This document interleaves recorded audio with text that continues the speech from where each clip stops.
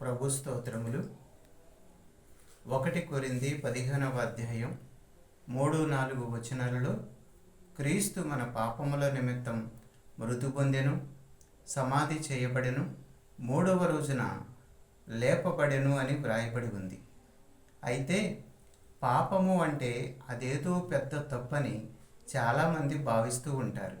కానీ మనలో ఉన్న దేవుని ఆత్మసాక్షి ఏది మంచో ఏది చెడో మనకు తెలియపరుస్తూ ఉంటుంది. ఇది చెడు అని మన అంతరాత్మ ఏదైతే తెలియపరుస్తుందో అదే పాపం.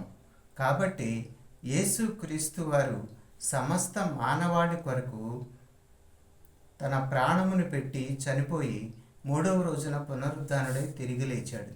ఎందుకు చనిపోయిన ఆయన తిరిగి లేచాడు అంటే ఆయన పరిశుద్ధ రక్తములో మన పాపములు కడిగి మనల్నందరినీ కూడా పరలోకములో చేర్చాలని. కాబట్టి యేసుక్రీస్తుని నమ్మి రక్షణ పొందండి. Praise the lord.